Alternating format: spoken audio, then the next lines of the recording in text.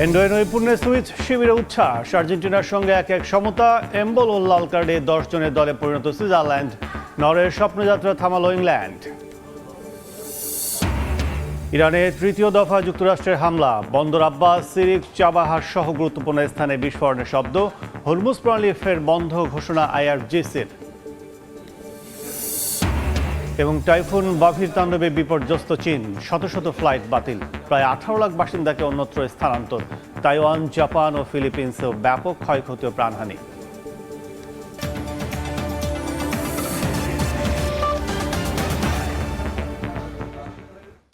আন্তর্জাতিক সময়ের সঙ্গে আছি আমি কাজল আব্দুল্লাহ। শুরুতে এই বিশ্বকাপ ফুটবলের খবর। সেমিফাইনাল নিশ্চিতে লড়ছে সুইজারল্যান্ডের বিপক্ষে আর্জেন্টিনা। ম্যাচটি বড় পর্দায় উপভোগ করছেন সমর্থকরা।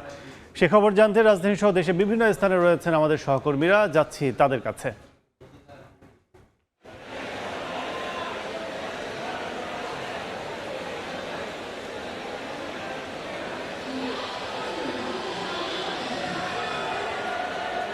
যে উন্মাদনা, উৎফুল্ল আর ফুর্তি নিয়ে আর্জেন্টিনার সমর্থকরা খেলা দেখতে এসেছিলেন, বৃষ্টিকে উপেক্ষা করে সেটা কিছুটা হতাশায় রূপ নিয়েছে। যেই লিডটা ধরে লিওনেল মেসির রেকর্ড 10তম অ্যাসিস্টে ম্যাকঅ্যালিস্টার যখন গোলটা দেয়, সেই গোলটা 67 মিনিট পর্যন্ত লিড ধরে রেখেছিল আর্জেন্টিনার সমর্থকেরা। সেই গোলকে পুঁজি করে আসলে উৎসবে মেতে উঠছিলেন 67 মিনিট পর্যন্ত। তবে এন্দোয়ান যখন আসলে 67 মিনিটে গোলটা করেন, তখনই কিন্তু এই উৎফুল্ল বা আসলে যে উন্মাদনা সেটা আসলে কিন্তু একটু বিষাদের রূপ নেয় আর্জেন্টাইন সমর্থকদের। এবং মজার একটা বিষয় আসলে অবশ্যই বলতে হয়, আমরা বলেছিলাম এর আগে যে সুইজারল্যান্ডের রাষ্ট্রদূত তিনি কিন্তু আজকে এখানে উপস্থিত আছেন, খেলা দেখছেন। আর্জেন্টিনার যে সমর্থক রয়েছে তাদের সাথে আসলে তিনি আজকে এখানে খেলা দেখছেন। এর মাঝেই আসলে 67 মিনিটে এরদল যখন আসলে গোলটা করে, তখন কিন্তু তিনিও বেশ উৎফুল্লতা নিয়ে আসলে কিন্তু একদম যে স্টেজটা রয়েছে সেই স্টেজে তিনি কিন্তু উঠে যায় এবং সেখানে কিন্তু পতাকা নাড়িয়ে তিনিও কিন্তু আসলে উৎসব আসলে পালন করে। সব কিছু মিলে অবশ্যই বলতে হয় 67 মিনিট পর্যন্ত ম্যাচের যে আসলে একটা দৈরত বা ম্যাচের যে আসলে একটা দুর্দান্ত একটা মুহূর্ত, সেটা আসলে বেশি উপভোগ্য বলতেই হয়। বিশ্বকাপের উন্মাদনা আসলে যেরকম দেখা যায়, সেই উন্মাদনাটাই আসলে আমরা দেখছিলাম। এরপর অ্যাম্বলোর যে আসলে রেড কার্ডটা আসলে দেখানো হয়, দ্বিতীয় হলুদ কার্ড দেখে তিনি যখন আসলে রেড কার্ডে মারছিলেন, তখন একটু আসলে বলা যায় যে এখানে যারা অন্যান্য দলের সাপোর্টার যারা রয়েছেন, ব্রাজিল কিংবা পর্তুগাল বা জার্মানির যে সমর্থকরা রয়েছেন, তাদের সাথে আমরা একটু কথা বলছিলাম যে আসলে এই রেড কার্ডটা নিয়ে তাদের আসলে অনুভূতিটা কি। তারা বলছিলেন আসলে যে এরকমভাবে এই মুহূর্তে একটা রেড কার্ডটা কিন্তু অবশ্যই তারা খুব একটা বেশি ভালোভাবে আসলে নিচ্ছেন না, বা আসলে অনেকেই এটাকে নিয়ে আসলে একটু তর্ক বিতর্ক করা বা এরকম একটা পর্যায়ে কিন্তু আসলে গেছে। তবে এখন পর্যন্ত ম্যাচটা আসলে গড়াচ্ছে এবং আমরা জানি আসলে যে নির্ধারিত সময় আসলে শেষ হয়েছে। আর্জেন্টিনা এই আসলে প্রথমবারের মতো অতিরিক্ত সময় আসলে খেলবে। সেক্ষেত্রে অবশ্যই প্রত্যাশা তো বলাই যায়, তবে হতাশার একটু ছাপও অবশ্যই দেখছি আমরা সমর্থকদের চোখে। তারা অনেকটা হয়তো চিন্তা করছে আসলে অতিরিক্ত সময়ে কেমন আসলে করতে পারে আর্জেন্টিনা। আর একটা কামব্যাক করে আসলে সুইজারল্যান্ড এখন যে পজিশনে রয়েছে, তাদের আত্মবিশ্বাস আসলে যতটুকু রয়েছে, সেই আত্মবিশ্বাসটাকে পুঁজি করে সুইজারল্যান্ড আসলে যদি ম্যাচটাকে জয়ের পর্যায়ে নিয়ে যায়, তাতে করে কিন্তু বলা যায় যে অবশ্য একটু হয়তো বা তারাও একটু আর্জেন্টিনার সমর্থকরা তারাও হয়তো বা একটু চিন্তিত আছেন। এবং বৃষ্টিকে উপেক্ষা করে তারা কিন্তু আজকে ম্যাচটা দেখতে এসেছিলেন। সেই উপেক্ষা করে এখন যেই অবস্থার মধ্যে তারা আছেন, হয়তো বা একটু দোদুল্যমান অবস্থায় বলা যায় ম্যাচের ফলাফল নিয়ে। এবং এখানকার অবস্থাটা আসলে জানলাম। এখন আমরা ঢাকা বিশ্ববিদ্যালয়ের টিএসসিতে আমরা জিয়াদের কাছে যাবো সেখানকার পরিস্থিতি জানতে। সুইজারল্যান্ড এবং আর্জেন্টিনার যে ম্যাচটি, সেই ম্যাচটি কিন্তু অতিরিক্ত সময়ে গড়িয়েছে। আর টিএসসি যে সমর্থকরা কিন্তু শুরু থেকে উচ্ছ্বাস করতেছিলেন এবং তারা খুবই কনফিডেন্ট ছিলেন। তারপরে কিন্তু আসলে দ্বিতীয় অর্ধে থেকে আর্জেন্টিনার সমর্থকদের একটু দুশ্চিন্তার ভার বা চিন্তা কিন্তু একটু পড়েছে। আমরা দেখেছি যে আর্জেন্টিনার সমর্থকরা কিন্তু একটু নিশ্চুপ হয়ে গেছেন। আসলে প্রথম অর্ধের পর দ্বিতীয় অর্ধে গোল কনসিভ করার পরে কিন্তু আর্জেন্টাইন সমর্থকরা অনেকটা নিশ্চুপ হয়ে গেছেন। তারা একটা টেন্সের মধ্যে দিয়ে যাচ্ছেন। তারপরে কিন্তু দেখা যাচ্ছে সমর্থকরা কিন্তু এই ম্যাচ নিয়েও আশাবাদী আছেন। আমরা একটু সমর্থকদের সঙ্গে কথা বলতে চাই, একটু বেশি প্রেশার কি মনে হচ্ছে? দেখুন, আসলে আর্জেন্টিনার গত যে বিশ্বকাপটা, সেই বিশ্বকাপে কিন্তু খুব বিশাল ট্র্যাজেডির মধ্যে দিয়ে আমরা জিতেছি। সেই সময় একটা ভয় কাজ করতো। এখন আসলে যতই ট্র্যাজেডি থাকুক, এই যে সমতায় যতই আক্রমণ থাকুক, এতটুকু আত্মবিশ্বাস রয়েছে যে আসলে যত যাই হোক এই দলটা নিরাশ করবে না, জিত জয় নিয়েই ফিরবে। আমরা যখন দেখছি গোল খাওয়ার পরে আসলে সমর্থকরা টেনশনে আছে কিন্তু মুখে কিন্তু হাসি রয়েছে, সেই আত্মবিশ্বাস থেকেই কিনা? হ্যাঁ অবশ্যই, কারণ সবার মনেই একটা ওই যে একটা আত্মবিশ্বাস চলে আসছে যে আসলে এই দলটা যাই করুক না কেন শেষ পর্যন্ত আসলে জয় নিয়েই ছাড়বে। আপনি জানেন যে আসলে লিওনেল মেসি ধারাবাহিকভাবে এই পর্যন্ত গোল স্কোরার প্রতিটি ম্যাচে সে গোল করেছে, হ্যাটট্রিক করেছে, জোড়া গোল করেছে এবং সিঙ্গেল গোল করে কিন্তু তিনি এই পর্যন্ত আর্জেন্টিনাকে নিয়ে এসেছেন। আজকে একমাত্র এখনো 90 মিনিট পেরিয়ে গেল সে গোলের দেখা পায়নি।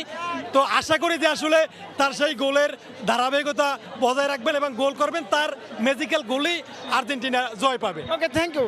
সমর্থকরা যেমনটি বলছিলেন যে আসলে এই ম্যাচে যদি আর্জেন্টিনা গোল খেয়েছে দ্বিতীয়ার্ধে, তারপরেও কিন্তু যেহেতু সমতায় রয়েছে এডিট টাইমে এসে লিওনেল মেসি আসলে ত্রাতা হবেন আর্জেন্টিনা। যেমন সবগুলো ম্যাচে আমরা দেখেছি যে লিওনেল মেসি ত্রাতা, তো এই মুহূর্তে শেষ মুহূর্তে লিওনেল মেসির গোলে হয়তো বা আর্জেন্টিনা সেমিতে টিকিট কাটবেন। দর্শকরা যেমনটি প্রত্যাশা রাখছেন। এই মুহূর্তে আমার কাছে টিএসসি থেকে এই ছিল। আমরা চলে যাচ্ছি বিশ্বকাপ উন্মাদনার খবর জানাতে বরিশালে, সেখানে আমাদের সহকর্মী রয়েছেন বাপ্পি। ফুটবলের যে উন্মাদনা, সেই উন্মাদনায় কিন্তু গোটা বরিশাল মেতে রয়েছে এই সাত সকালবেলাতেই। আমরা সকালবেলা দেখেছিলাম বরিশালে যারা আর্জেন্টাইন সমর্থক রয়েছেন তারা কিন্তু বৃষ্টিকে উপেক্ষা করে এই যে বেলস পার্ক ময়দানটিতে আমরা রয়েছি, সেই বেলস পার্ক ময়দানটিতে উপস্থিত হয়েছেন বড় পর্দায় খেলা দেখার জন্য। এবং সেই প্রথমে যখন 9 মিনিটের সময় আমরা দেখেছিলাম আর্জেন্টিনা একটি গোল করেছিল, সেই সময় কিন্তু আর্জেন্টাইন সমর্থকদের মধ্যে বাদ ভাঙা যে উচ্ছ্বাস সেটি কিন্তু আমরা দেখতে পেয়েছিলাম। এবং পরবর্তীতে সুইজারল্যান্ড যখন সেই 68 মিনিটের মাথায় এসে একটি গোল দিল এবং সেই থেকে যে সমতা, সেই সমতার পরে কিন্তু আর্জেন্টাইন দর্শকরা অনেকটা নীরবতা লক্ষ্য করা গেছে তাদের মাঝে। আমরা সেই চিত্রে এই মুহূর্তে দেখতে পাচ্ছি বরিশাল বেলস পার্ক ময়দানে রয়েছি। সকাল 7টাতে 6টার দিকে আমরা এখানে এসেছিলাম, সেই সময়টাতেই দেখেছিলাম যে বৃষ্টিকে উপেক্ষা করে কেউ ছাতা, কেউ বা রেইনকোট, আবার কেউ বা বৃষ্টিতে ভিজে এই মাঠে এসে বড় পর্দায় খেলা উপভোগ করছিলেন। এবং সেই দৃশ্য কিন্তু, এবং বৃষ্টিতে ভিজেও আমরা যখন তাদেরকে কিন্তু খেলা উপভোগ করতে দেখেছিলাম। এই বেলস পার্ক ময়দান থেকে বরিশালে আরও দুটি স্থানে, বিশেষ করে বরিশাল বিশ্ববিদ্যালয়, পাশাপাশি বিএম কলেজের যে অডিটোরিয়াম ভবন রয়েছে সেখানেও কিন্তু উৎসবমুখর পরিবেশে খেলা বড় পর্দায় দেখানো হচ্ছে। আমরা কিন্তু সেটি জানতে পেরেছিলাম। একই সাথে এখানকার যে গোলের যে সমতা, সেই গোলের সমতা হওয়ার পর থেকে আর্জেন্টাইন সমর্থকরা অনেকটা আশাহত হয়ে পড়েছেন। তারপরও তারা আশাবাদী, তারা সেমিফাইনালের এই সুইজারল্যান্ডের সাথে বিজয়ী হয়ে ফাইনালে অংশ নেবেন এবং চতুর্থবারের মতো তারা সেই ট্রফি নিজেদের ঘরে নেবেন। আমরা বরিশাল বেলস পার্ক ময়দানে এই মুহূর্তে রয়েছিলাম এবং সেই বরিশাল বেলস পার্ক ময়দান থেকে আপনাদের সেই চিত্র সরাসরি দেখাতে চেষ্টা করছি। এই মুহূর্তে মুন্সিগঞ্জে আছেন সহকর্মী নাসিরুদ্দিন রিটন, নাসিরুদ্দিন উজ্জ্বল। আমরা সরাসরি যাচ্ছি তার কাছে, সেখান থেকে জানবো সেই খবর। ফুটবল উত্তেজনা কিন্তু এখন মফস্বল শহর মুন্সিগঞ্জ। আপনারা জানেন যে ধলেশ্বরী তীরে যেই বর্ষার ভোরেই বড় পর্দায় খেলা দেখবার জন্য কিন্তু আর্জেন্টিনার সমর্থকদের সাথে সাথে অনেক ক্রীড়ামোদীরা এসছেন এবং ফুটবল প্রেমীরা কিন্তু বৃষ্টিতে ভিজে তারা খেলা উপভোগ করছেন। কিন্তু নির্ধারিত সময়ে যে 1-1 গোলে ড্র হওয়াতে কিন্তু আর্জেন্টাইন দর্শকদের মধ্যে হতাশা বিরাজ করছে। কিন্তু তারা আশা করছেন যে এই অতিরিক্ত সময়ের মধ্যে মেসি গোল করবেন এবং সেই কারণে কিন্তু বারবার স্লোগান দিচ্ছে মেসি নামে। এবং আপনারা দেখছেন যে এই সুইজারল্যান্ড যে 10 জন নিয়ে খেলছে এবং 10 জনই যে আর্জেন্টিনাকে প্রতিরোধ করতে পারছে, সেই লক্ষ্যে কিন্তু যারা এখানে আজকে সুইজারল্যান্ডের সমর্থক আছেন তারাও কিন্তু সুইজারল্যান্ডের পক্ষেও নানাভাবে স্লোগান দিয়ে চলছে। এই বড় পর্দায় যে এই বৃষ্টিতে ভিজে যে খেলা উপভোগ করছে, সেখানে কিন্তু অনেক শিক্ষার্থীরা আসছে যাদের পরীক্ষা বেলা 12টা থেকে, কিন্তু পরীক্ষার আগে কিন্তু তারা খেলা দেখে যাবেন সেই আশায় কিন্তু এখানে তারা আর্জেন্টাইন অনেক সমর্থক আছে যাদের সঙ্গে আমাদের সঙ্গে একটু আগে কথা হয়েছে। তারা বলছেন যে আর্জেন্টিনা এবার বিশ্বকাপ জয় করবে সেই আশা নিয়ে কিন্তু তারা বুক বেঁধে আছেন। সেক্ষেত্রে যে সুইজারল্যান্ড যে আজকে তাদের প্রতিরোধ গড়ে রেখেছে, সেই জন্য কিন্তু এই হতাশা কাটিয়ে তারা জয় দেখতে চান এবং বড় পর্দার দিকে কিন্তু সবার চোখ। এবং এখন কিন্তু অনেকটা শান্ত অবস্থা বিরাজ করছে যে যখনই মেসি পায়ে বল যায় তখনই কিন্তু এখানকার যারা সমর্থক রয়েছেন তারা মেসি মেসি বলে স্লোগান দিতে থাকেন। এবং এই বিশ্বকাপের প্রথম থেকে প্রতিটি আর্জেন্টিনার খেলাতেই কিন্তু এরকম উৎসব মুখর পরিবেশ ছিল। এবং এই যে আর্জেন্টিনার পাশাপাশি যখন ব্রাজিল ছিল, ব্রাজিলের সময় কিন্তু আমরা এখানে ভিড় দেখেছি, কিন্তু এখন ব্রাজিল ছিটকে পড়ার কারণে কিন্তু ব্রাজিল সমর্থকরা এখন অন্য দলের সমর্থন করছেন এবং আপনারা দেখছেন যে এই মুন্সিগঞ্জের সুপার মার্কেট চত্বর যেখানে মুক্তিযুদ্ধের ভাস্কর্য, সেই ভাস্কর্য ঘিরে কিন্তু উৎসব মুখর পরিবেশ বিরাজ করছে এবং এই বড় পর্দার খেলার ঘিরে কিন্তু এই পুরো রাস্তা, যেটি আপনার এখানকার প্রধান সড়ক, এই সড়কের দুপাশ ঘিরে কিন্তু লোকারণ্য, যতদূর চোখ যায় সেখানে কিন্তু তিল ধারণের জায়গা নেই এবং সেখানে কিন্তু আমরা দেখছি যে নানা বয়সী দর্শক রয়েছে, এর মধ্যে কিন্তু নারী দর্শকরাও রয়েছেন এবং শিক্ষার্থী রয়েছেন অনেকে, এবং অনেকে কিন্তু আজকে ভোরে যাদের স্কুল ছিল স্কুলে না গিয়েও কিন্তু খেলা দেখতে এসছেন এবং এই ভোর থেকে যে এই খেলা নিয়ে যে উত্তেজনা সেটি কিন্তু আমরা লক্ষ্য করছি এবং সময় যত ঘনাচ্ছে ততই কিন্তু লোক বাড়ছে এবং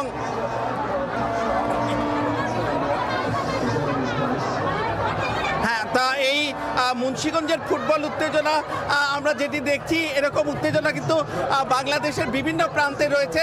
এখন আমরা যাব রাজশাহীর ফুটবল উন্মোদনা দেখতে, সেখানে আছেন সহকর্মী রকি।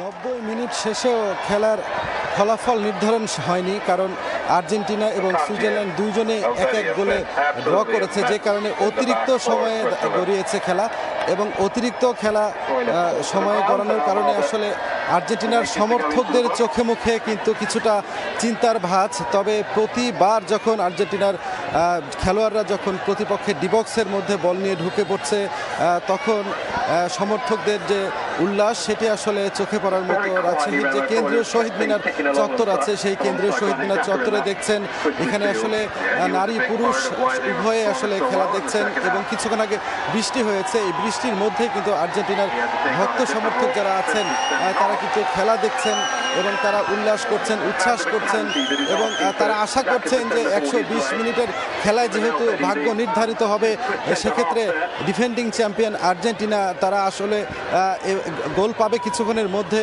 এবং তারাই এই খেলায় শেষ পর্যন্ত জয়ী হবে বলে আসলে তারা প্রত্যাশা করছেন। তবে কিছু আসলে অন্য দলের সমর্থকও আছে যারা আজকে সুইজারল্যান্ডকে সমর্থন যোগাচ্ছে, তারা চাচ্ছেন যে আর্জেন্টিনা যেন এই যে কোনো সময় একটি গোল খেয়ে তারা বাদ পড়েন, এমন প্রত্যাশাও কিন্তু অনেকের মধ্যেই রয়েছে। সব মিলে আসলে খেলা দেখার যে জমজমাট পরিবেশ সেটি কিন্তু আমরা দেখতে পাচ্ছি। রাজশাহীর বিভিন্ন স্পটে কিন্তু এভাবে ছোট বড় স্ক্রিনে আসলে এখানে খেলা দেখানো হচ্ছে এবং প্রতিটি খেলায় আসলে জমজমাট হচ্ছে এমনটা আসলে তারা বলছেন। এখন পর্যন্ত আমরা অনেক যারা ভক্ত সমর্থক আছে আর্জেন্টিনার তাদের সঙ্গে কথা বলেছি, তারা বলছেন যে প্রিয় দলের জার্সি গায়ে দিয়ে এসেছেন, তাদেরকে সমর্থন যোগাতে অনেকে ভুবুজেলা বাঁশি বাজিয়ে তাদেরকে সমর্থন যোগাচ্ছেন। তবে আসলে এখন পর্যন্ত আসলে গোলের দেখা যেটি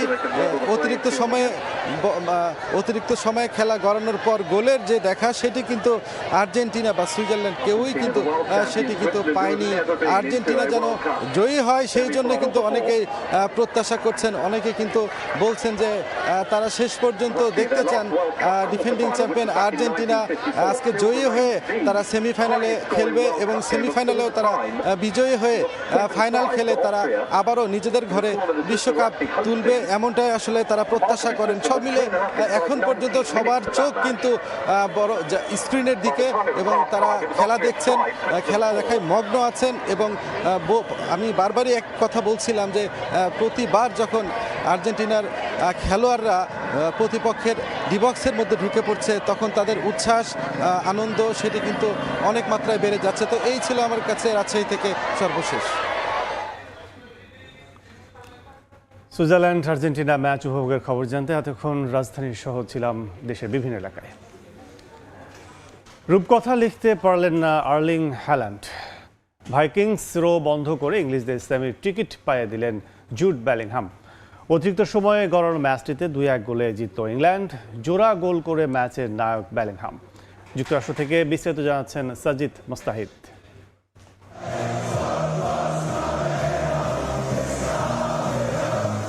11 11 জুলাই। এই তারিখে 2018-তে বিশ্বকাপ সেমিফাইনাল আর 21-এ ইউরো ফাইনালে হেরেছিল ইংল্যান্ড। তবে 2026-এ এসে সেই জুজু কাটল থ্রি লায়নদের। নরওয়ের স্বপ্নযাত্রা থামিয়ে 8 বছর পর বিশ্বকাপের সেমিফাইনালে থ্রি লায়ন্স।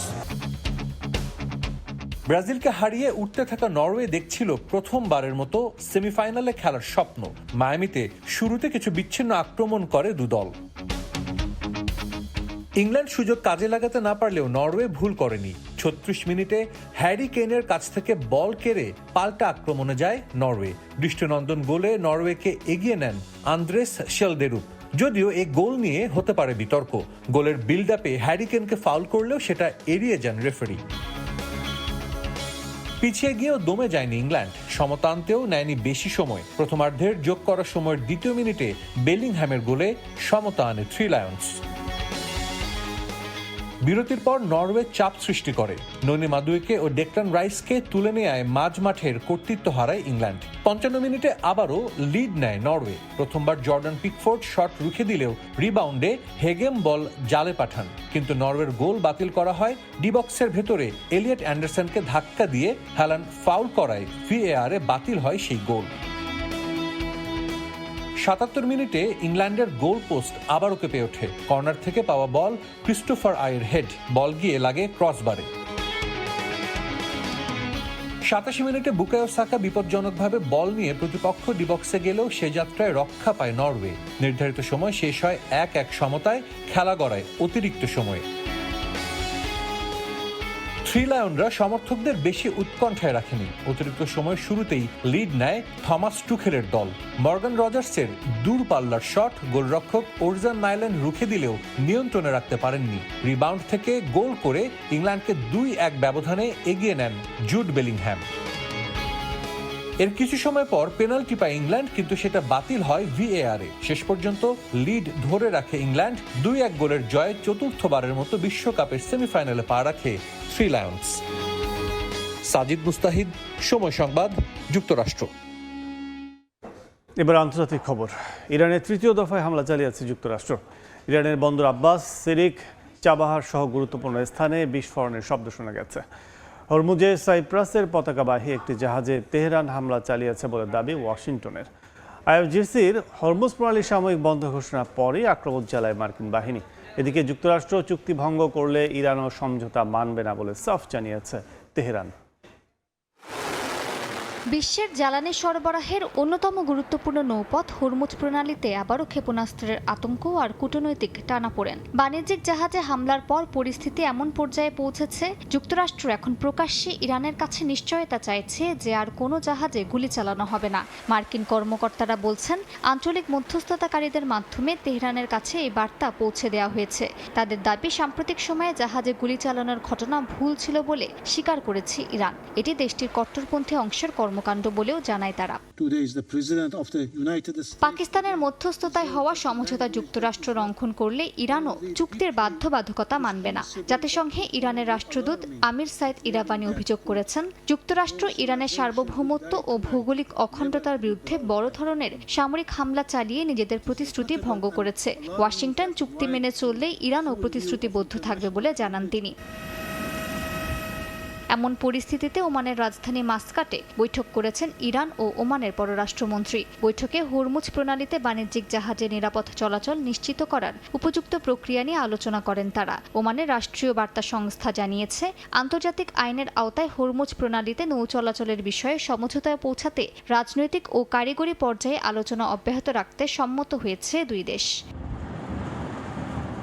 এদিকে হরমুজ প্রণালী সাময়িকভাবে বন্ধ ঘোষণা করেছে ইরানের ইসলামিক রেভলিউশনারি গার্ড বাহিনী। পরবর্তী নির্দেশ না দেয়া পর্যন্ত কোনো জাহাজকে এই নৌপথ দিয়ে চলাচল করতে দেয়া হবে না বলে জানিয়েছে বাহিনীটি। যুক্তরাষ্ট্রের হস্তক্ষেপ বন্ধ না হওয়া পর্যন্ত এই সিদ্ধান্ত বহাল থাকবে বলেও হুঁশিয়ারি দিয়েছে তেহরান। মালিহা সুহরওয়ার্দী, সময় সংবাদ। টাইফুন বাভির তাণ্ডবে বিপর্যস্ত চীনের পূর্বাঞ্চল। 18 লাখের বেশি মানুষকে নিরাপদ আশ্রয়ে সরিয়ে নিয়েছে কর্তৃপক্ষ। ঝড়ের প্রভাবে শত শত ফ্লাইট বাতিল করা হয়েছে। ট্রেন চলাচল সীমিতকরণের পাশাপাশি বন্ধ ঘোষণা করা হয়েছে স্কুল, ফেরি ও পর্যটন কেন্দ্র। চীনে আঘাত হানার আগে তাইওয়ান, জাপান ও ফিলিপিন্সেও ব্যাপক ক্ষয়ক্ষতি ও প্রাণহানির ঘটনা ঘটেছে। প্রবল বাতাস, টানা বৃষ্টি আর উত্তাল সাগর, এমন পরিস্থিতির মধ্যেই চীনের ঝেজিয়াং প্রদেশে আঘাত হেনেছে টাইফুন বাভি। একসময় সুপার টাইফুন হিসেবে শক্তি অর্জন করা বাভি স্থলভাগে প্রবেশের আগে কিছুটা দুর্বল হলেও এখনও বিপজ্জনক অবস্থায় রয়েছে বলে সতর্ক করেছে আবহাওয়াবিদরা। ঝড়ের আগাম সতর্কতায় ঝেজিয়াং ও ফুজিয়ান প্রদেশ থেকে 18 লাখের বেশি মানুষকে নিরাপদ আশ্রয়ে সরিয়ে নেওয়া হয়েছে। ঝড়ের প্রভাবে শত শত ফ্লাইট বাতিল করা হয়েছে, ট্রেন চলাচল সীমিত করা হয়েছে এবং স্কুল, ফেরি ও পর্যটন কেন্দ্র বন্ধ ঘোষণা করা হয়েছে। উপকূলীয় এলাকায় সাগরে জলোচ্ছ্বাসের সতর্কতা জারি করা হয়েছে। ডংতো ও তাইঝৌ সহ বিভিন্ন এলাকায় সেতুতে যান চলাচল বন্ধ রাখা হয়েছে। মাছ ধরার নৌকাগুলো বন্দরে ফিরিয়ে আনা হয়েছে এবং হাজার হাজার উদ্ধারকর্মীকে প্রস্তুত রাখা হয়েছে। ঘন্টায় 140 কিলোমিটারের বেশি গতির দমকা হাওয়ায় উপকূলীয় অঞ্চলে স্বাভাবিক জীবনযাত্রা কার্যত থমকে গেছে। চীনে পৌঁছানোর আগে বাভি জাপানের দক্ষিণাঞ্চল ও তাইওয়ানে তাণ্ডব চালায়। তাইওয়ানে ভূমিধসের আশঙ্কায় 14,000-এর বেশি মানুষকে সরিয়ে নেওয়া হয়েছে। 1,50,000-এর বেশি পরিবার বিদ্যুৎ বিচ্ছিন্ন হয়েছে এবং হাজারের বেশি অভ্যন্তরীণ ও আন্তর্জাতিক ফ্লাইট বাতিল করা হয়েছে। এদিকে ফিলিপিন্সে বাভির প্রভাবে ভারী বৃষ্টি, বন্যা ও ভূমিধসে বেশ কয়েকজন হতাহত হয়েছেন। 5 লাখের বেশি মানুষ ঝড়ের প্রভাবে ক্ষতিগ্রস্ত হয়েছেন। আবহাওয়াবিদদের আশঙ্কা, স্থলভাগে প্রবেশের পর বাভির শক্তি ধীরে ধীরে কমলেও এর সঙ্গে থাকা ভারী বৃষ্টিপাত নতুন করে বন্যা ও ভূমিধসের ঝুঁকি তৈরি করতে পারে। মালিহা সুহরওয়ার্দী, সময় সংবাদ। এদিকে তীব্র গরম আর শুষ্ক আবহাওয়ায় ভয়াবহ দাবানল ছড়িয়ে পড়েছে যুক্তরাষ্ট্রের ক্যালিফোর্নিয়ায়। স্থানীয় সময় শুক্রবার দুপুরে লস অ্যাঞ্জেলেস কাউন্টির উত্তরাঞ্চলে প্রথম আগুনের খবর পাওয়া যায়। দ্রুত ঘটনাস্থলে ছুটে যান দমকল কর্মীরা। তবে তীব্র গরম, কম আর্দ্রতা ও অনুকূল আবহাওয়ার কারণে আগুন দ্রুত ছড়িয়ে পড়ে। কয়েক ঘন্টার মধ্যেই প্রায় 1300 একর এলাকা পুড়ে যায়। পরে আগুন লস অ্যাঞ্জেলেস ন্যাশনাল ফরেস্টেও ছড়িয়ে পড়ে। আগুন নিয়ন্ত্রণে অতিরিক্ত দমকল বাহিনী মোতায়েন করা হয়েছে। আশপাশের এলাকায় থাকা বাসিন্দাদের নিরাপদ স্থানে সরে যেতে বলা হয়। ক্ষতিগ্রস্তদের জন্য একটি আশ্রয় কেন্দ্র খুলেছে আমেরিকান রেড ক্রস। কানাডার টরন্টোতে লাতিন সাংস্কৃতিক উৎসব চলাকালে বন্দুকধারী গুলিতে 2 জন নিহত ও অন্তত 3 জন আহত হয়েছেন। স্থানীয় সময় শনিবার শহরের মিড টাউনে অনুষ্ঠিত সালসা অন সেন্ট ক্লেয়ার উৎসবের সময় এ হামলার ঘটনা ঘটে। গুলিবিদ্ধ 5 জনকে উদ্ধার করা হলে ঘটনাস্থলে 2 জনকে মৃত ঘোষণা করা হয়। আহতদের অবস্থা সম্পর্কে তাৎক্ষণিকভাবে বিস্তারিত জানায়নি পুলিশ। হামলার পরপরই উৎসবস্থল ঘিরে ফেলে আইনশৃঙ্খলা বাহিনী এবং শুরু হয় তদন্ত। এখন পর্যন্ত কোনো সন্দেহভাজন হামলার উদ্দেশ্য কিংবা গ্রেফতারের বিষয়ে আনুষ্ঠানিকভাবে কিছু জানানো হয়নি। তদন্তের অগ্রগতির সঙ্গে সঙ্গে তথ্য প্রকাশের কথা জানিয়েছে আইনশৃঙ্খলা বাহিনী। ভারতের উত্তর পূর্বাঞ্চল রাজ্য মণিপুরের ইম্ফলে কুকি সম্প্রদায়ের কয়েকজন নারীর বিরুদ্ধে মেইতেই সম্প্রদায়ের 4টি পরিত্যক্ত বাড়িতে আগুন দেওয়ার অভিযোগ উঠেছে। এতে উত্তপ্ত হয়ে ওঠে পরিস্থিতি। এই ঘটনায় শনিবার দুপুরে প্রায় 600 বিক্ষুব্ধ মানুষের একটি দল ঘটনাস্থল কন্টো সাবালের দিকে যাওয়ার চেষ্টা করলে তাদের আটকে দেয় নিরাপত্তা বাহিনী।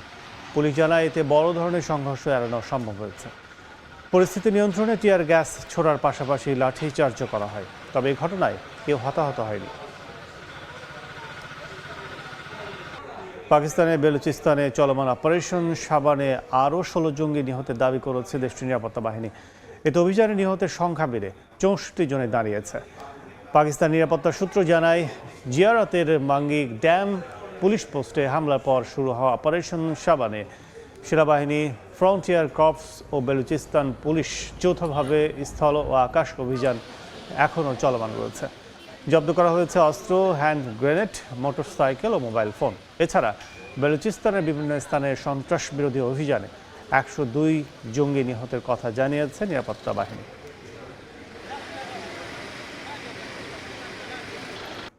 বিশ্বের সবচেয়ে বড় রেইন ফরেস্ট আমাজন রক্ষায় বড় সাফল্যের দাবি করেছে ব্রাজিল। প্রেসিডেন্ট লুলা দা সিলভার আমলে 2026 সালের প্রথম 6 মাসে বন উজাড় নেমেছে গত 1 দশকের মধ্যে সর্বনিম্ন পর্যায়ে। নির্বাচনের আগে এই তথ্যকে সরকারের বড় অর্জন হিসেবে তুলে ধরা হচ্ছে। চলতি বছরের জানুয়ারি থেকে জুন এই 6 মাসে ব্রাজিলের আমাজন বনাঞ্চলে উজাড় হয়েছে প্রায় 1295 বর্গ কিলোমিটার বন, যা গত বছরের একই সময়ের তুলনায় 38% কম। ব্রাজিলের national institute for space research বলছে 2016 সালের পর এটাই বছরের প্রথমার্ধে সবচেয়ে কম বন উজাড়ের রেকর্ড। 2022 সালে তৎকালীন প্রেসিডেন্ট জেইর বোলসোনারোর আমলে আমাজনে বন উজাড় সর্বোচ্চ পর্যায়ে পৌঁছায়। সে সময় নিউ ইয়র্ক শহরের তুলনায় প্রায় 13 গুণ বেশি আয়তনের বনভূমি ধ্বংস হয়। পরিবেশবাদীদের অভিযোগ, বোলসোনারোর নীতির কারণে বন ধ্বংস এবং আদিবাসীদের অধিকার ক্ষতিগ্রস্ত হয়েছিল। 2022 সালের নির্বাচনে পরিবেশ রক্ষার প্রতিশ্রুতি দিয়ে ক্ষমতায় ফেরেন লুলা ডি সিলভা। অবৈধ বন উজাড় 2030 সালের মধ্যে শূন্যে নামিয়ে আনার অঙ্গীকার করেন তিনি। দায়িত্ব নেয়ার প্রথম বছরই বন উজাড়ের হার অর্ধেকে নেমে আসে, আর সেই ধারা 2026 সালেও অব্যাহত রয়েছে। তবে পরিবেশ নিয়ে সমালোচনার মুখেও পড়তে হয়েছে লুলাকে। আমাজন নদীর মোহনার কাছে নতুন তেল অনুসন্ধানের অনুমোদন দেয়ায় পরিবেশবাদীরা তার সরকারের সমালোচনা করছেন। একই সময়ে মার্কিন প্রেসিডেন্ট ডোনাল্ড ট্রাম্পের প্রশাসন ব্রাজিলের বিরুদ্ধে নতুন শুল্ক আরোপের প্রস্তাবে অবৈধ বন উজাড়ের অভিযোগও তোলে। তবে সর্বশেষ পরিসংখ্যান সামনে এনে সেই অভিযোগ প্রত্যাখ্যান করেছে ব্রাজিল সরকার। লুলা জানান, 2030 সালের মধ্যে বন উজাড় শূন্যে নামিয়ে আনা কোনো আন্তর্জাতিক চাপ নয়, এটি তাদের সরকারের নিজস্ব সিদ্ধান্ত। গবেষকদের মতে রেইন ফরেস্টের ধ্বংস কমাতে ব্রাজিলের এই অগ্রগতি গুরুত্বপূর্ণ ভূমিকা রাখছে। নাদিম মারজান, সময় সংবাদ। এক সপ্তাহের ব্যবধানে কিউবায় দ্বিতীয়বার জাতীয় বিদ্যুৎ গ্রিড ভেঙে পড়েছে। অন্ধকার নিমজ্জিত দেশটি জ্বালানি সংকট, বিদ্যুৎ বিপর্যয় আর মার্কিন অপরাধের চাপে স্থবির হয়ে পড়েছে 1 কোটিরও বেশি মানুষের দৈনন্দিন জীবন। বিদ্যুৎ বিপর্যয় ঘিরে বাড়ছে জন অসন্তোষ। পুরো কিউবা জুড়ে আবারও নেমে এসেছে অন্ধকার। শুক্রবার দেশটির জাতীয় বিদ্যুৎ গ্রিড সম্পূর্ণ ভেঙে পড়ায় বিদ্যুৎহীন হয়ে পড়েন প্রায় 1 কোটি বাসিন্দা। এক সপ্তাহের মধ্যে এটি দ্বিতীয় এবং চলতি বছরে চতুর্থবারের মতো জাতীয় পর্যায়ের ব্ল্যাকআউট দেখা দেয়। বিদ্যুৎ সরবরাহ পুনরুদ্ধারে জরুরি প্রোটোকল চালু করেছে কর্তৃপক্ষ। তবে জ্বালানি সংকটের কারণে আগের ব্ল্যাকআউটের পরও সান্তিয়াগো দে কিউবা সহ বেশ কয়েকটি অঞ্চল পুরোপুরি স্বাভাবিক অবস্থায় ফিরতে পারেনি। প্রতিবার জাতীয় বিদ্যুৎ ব্যবস্থা ভেঙে পড়লে মনে হয় আমাদের জীবন আরো ধসে পড়ছে। কিউবানদের জীবনে এখন শুধু দুর্ভোগই ঘটছে, আর মৌলিক ও আমূল পরিবর্তন না এলে কিউবার মানুষের জীবনেও কোনো পরিবর্তন আসবে না। জ্বালানি সংকট শুধু বিদ্যুৎ নয়, দেশটির গণপরিবহন ব্যবস্থাকেও প্রায় অচল করে দিয়েছে। বাসের পরিবর্তে এখন বৈদ্যুতিক 3 হুইলারই হয়ে উঠেছে রাজধানী হাভানার প্রধান যাতায়াতের মাধ্যম। যাতায়াত সবসময়ই কঠিন ছিল, তবে আগে অন্তত বিকল্প ছিল। এখন এই একটাই ভরসা, টাকা থাকলে এই জানেই যাওয়া যায়, আর টাকা না থাকলে কোথাও যাওয়ার উপায় নেই। তবে বিদ্যুৎ না থাকায় সেই বৈদ্যুতিক যানও সচল রাখা কঠিন হয়ে পড়েছে। দিনে বা রাতে কয়েক ঘন্টা বিদ্যুৎ পেলেই চালকরা ব্যাটারি চার্জ দিতে পারেন। অনেক সময় টানা 24 ঘন্টাও বিদ্যুৎ থাকে না। এমন পরিস্থিতিতে স্থানীয় প্রকৌশলীরা 3 হুইলারে সৌর প্যানেল বসিয়ে বিকল্প সমাধান বের করেছেন। তাদের দাবি, কিউবার তীব্র রোদকে কাজে লাগিয়ে এখন অনেক চালক দিনের আলোতেই গাড়ির ব্যাটারি চার্জ করছেন। বিদ্যুৎ বিপর্যয় ঘিরে জন অসন্তোষ বাড়ছে। সাম্প্রতিক ব্ল্যাকআউটের পর রাজধানীর হাভানার বিভিন্ন এলাকায় বিক্ষোভ ও প্রতিবাদ হয়েছে। সরকারের দাবি, মার্কিন তেল অবরোধের কারণে বিদ্যুৎ উৎপাদন ব্যবস্থা ভয়াবহ চাপের মুখে পড়েছে। পুরানো ও জরাজীর্ণ বিদ্যুৎ কেন্দ্রগুলো পর্যাপ্ত জ্বালানি না পাওয়ায় একের পর এক বিপর্যয় দেখা দিচ্ছে। যদিও ওয়াশিংটনের দাবি, তাদের নীতির লক্ষ্য কিউবায় রাজনৈতিক ও অর্থনৈতিক পরিবর্তন আনা। তবে দুই দেশের মধ্যে আলোচনা চললেও সংকট নিরসনে এখনো দৃশ্যমান কোনো অগ্রগতি হয়নি। রাইসা জান্নাত, সময় সংবাদ। 2026 সালে বৈশ্বিক প্রবৃদ্ধির পূর্বাভাস আবারও কমিয়ে 3% নির্ধারণ করেছে আন্তর্জাতিক মুদ্রা তহবিল IMF। কারণ হিসেবে মধ্যপ্রাচ্য সংঘাতের ফলে জ্বালানি বাজারের অস্থিরতাকেই দায়ী করছে সংস্থাটি। মধ্যপ্রাচ্য সংঘাতের কারণে বছরের শুরু থেকেই টালমাটাল বৈশ্বিক পরিস্থিতি, সেই সঙ্গে পাল্লা দিয়ে অস্থির হয়ে উঠেছে বিশ্ব অর্থনীতিও। এমন অবস্থায় 2026 সালের বৈশ্বিক অর্থনৈতিক প্রবৃদ্ধির পূর্বাভাস আবারও কমিয়েছে আন্তর্জাতিক মুদ্রা তহবিল IMF। গেল বুধবার প্রকাশিত সংস্থাটির সবশেষ প্রতিবেদন বলছে, 2026 সালে বৈশ্বিক অর্থনীতি 3% হারে বাড়তে পারে। গেল এপ্রিলে যে পূর্বাভাস ছিল 3.1%। এর কারণ হিসেবে যুক্তরাষ্ট্র, ইসরায়েল ও ইরান সংঘাতের কারণে তৈরি হওয়া জ্বালানি সংকটকে দুষছে IMF। তবে আগামী বছরে পরিস্থিতি থেকে ঘুরে দাঁড়ানোর পূর্বাভাসও দিয়েছে সংস্থাটি। প্রবৃদ্ধি হতে পারে 3.4%। তবুও এটি 2024 আর 2025 সালের গড় প্রবৃদ্ধি 3.5%-এর নিচে থাকবে। মূল্যস্ফীতির ক্ষেত্রেও সতর্কবার্তা দিয়েছে সংস্থাটি।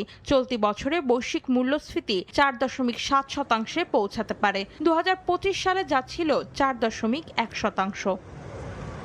অন্তরা সেন, সময় সংবাদ।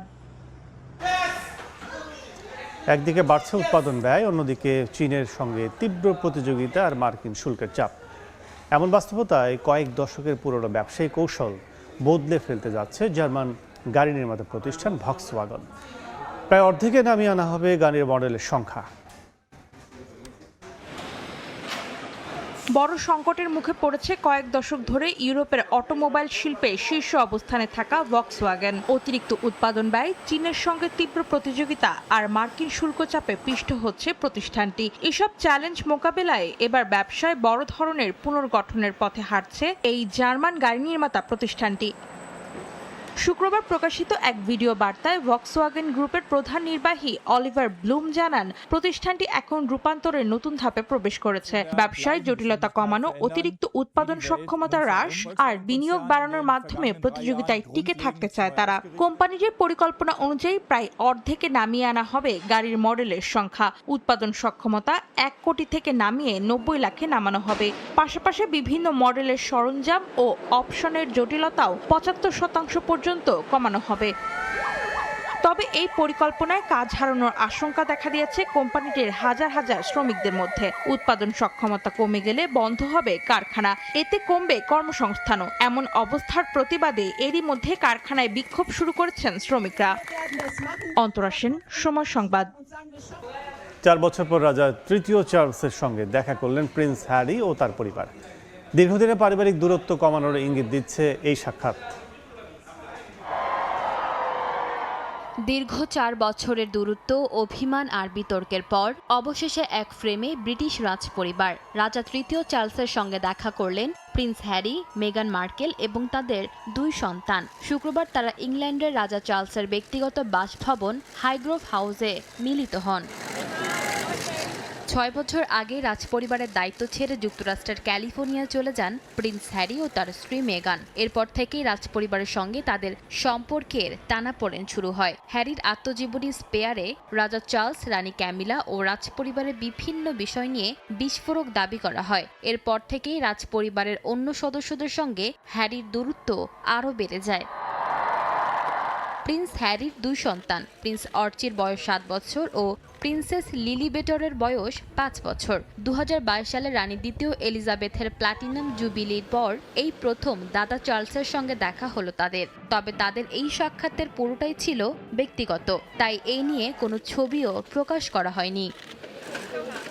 77 বছর বয়সী রাজা চার্লস বর্তমানে ক্যান্সারের চিকিৎসা নিচ্ছেন। রাজা চার্লসও ব্যস্ত কর্মসূচির মধ্যেও এই পারিবারিক সাক্ষাতের জন্য সময় বের করে নেন, কারণ সামনে স্কুল শুরু হওয়ায় আর্চি ও লিলিবেটরকে আবার ক্যালিফোর্নিয়ায় ফিরতে হবে। ইশিতা আক্তার, সময় সংবাদ। বিশ্বকাপ খেলে দেশে ফিরে মৃত্যু, এমনটাই ঘটেছে দক্ষিণ আফ্রিকান মিডফিল্ডার জেইডেন অ্যাডামসের সঙ্গে। কেপটাউনের একটা আবাসিক বাসা থেকে উদ্ধার করা হয়েছে বিশ্বকাপের মাথানো 25 বছর বয়সী ফুটবলের নিথর দেহ। মৃত্যুর কারণ খোলাসা করতে চলছে তদন্ত। আকস্মিক মৃত্যুতে শোকায় স্তব্ধ ফুটবল অঙ্গন। এই তো সপ্তাহ 2 আগেও মাতাচ্ছিলেন বিশ্বকাপ। রাউন্ড অফ 32-তে কানাডার কাছে হারলে দলের সঙ্গে দক্ষিণ আফ্রিকা ফিরে যান দলটার মিডফিল্ডার জেইডেন অ্যাডামস। অথচ ভাগ্যের কি নির্মম পরিহাস, বিশ্বকাপের পর্দা নামার আগেই জীবন প্রদীপ নিভে গেল 25 বছর বয়সী ফুটবলারের। কেপটাউনের একটা বাসা থেকে উদ্ধার করা হয়েছে তার নিথর দেহ। দক্ষিণ আফ্রিকার ফুটবল এক উজ্জ্বল প্রতিভাকে হারালো। তার পরিবার, সতীর্থ ও কোটি কোটি সমর্থক যারা তাকে যুব দলের খেলোয়াড় থেকে আন্তর্জাতিক মহাতারকা হতে দেখেছেন, তাদের জন্য আজ শোকের দিন। আজ আমাদের পুরো দেশ শোকাহত। স্থানীয় সময় রোববার সকাল 11টায় পুলিশ উদ্ধার করে তার মরদেহ। কেপটাউনে অবস্থিত একটা আবাসিক বাসায় পাওয়া যায় জেইডেন অ্যাডামসকে। তবে তার মৃত্যুর কারণ নিয়ে ধোঁয়াশা রয়েছে। প্রাথমিকভাবে জানা যায়নি এটা আত্মহত্যা নাকি খুন। জেইডেনের মৃত্যুর কারণ এখনও নিশ্চিত হওয়া যায়নি। গণমাধ্যম আর সাধারণ মানুষকে কোনো ধরনের বিভ্রান্তি না ছড়ানোর অনুরোধ করব।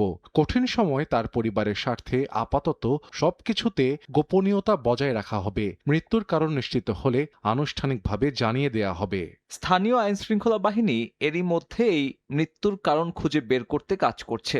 তবে জানা গেছে কিছুদিন আগে নিজের দাদির মৃত্যু নিয়ে গভীরভাবে শোকাহত ছিলেন এই ফুটবলার। চেক রিপাবলিকের বিপক্ষে মাঠে নামার আগে মারা যান ৭২ বছর বয়সী তার দাদি মারিয়ানা অ্যাডামস। মোজাম্বিকের বিপক্ষে ২০২২ সালে আন্তর্জাতিক অভিষেক ঘটে জেইডেনের। দেশের হয়ে ১৩ ম্যাচ খেলেছেন এই মিডফিল্ডার, গোল করেছেন ২টি। সে ২টি গোলই আসে দক্ষিণ আফ্রিকার বিশ্বকাপ বাছাই পর্বের ম্যাচে। সাব্বির মিথুন, সময় সংবাদ। আন্তর্জাতিক সময়ের শীর্ষ সংবাদগুলো জানিয়ে দিচ্ছে আরেকবার।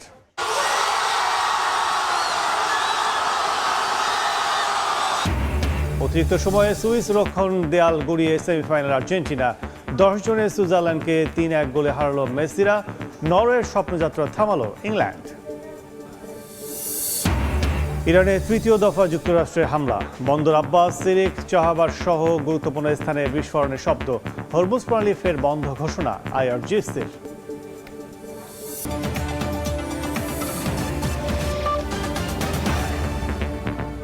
এই ছিল আন্তর্জাতিক সময়। দর্শক, বিশ্বকাপ ফুটবলের মহাযজ্ঞ সরাসরি সম্প্রচার করছে সময় টেলিভিশন। দেখতে চোখ রাখুন সময়ের পর্দায়। এরপর 10টার সময় সংবাদের সঙ্গে থাকবেন শবনম নিবিড়। কাজল, আপনাকে ধন্যবাদ।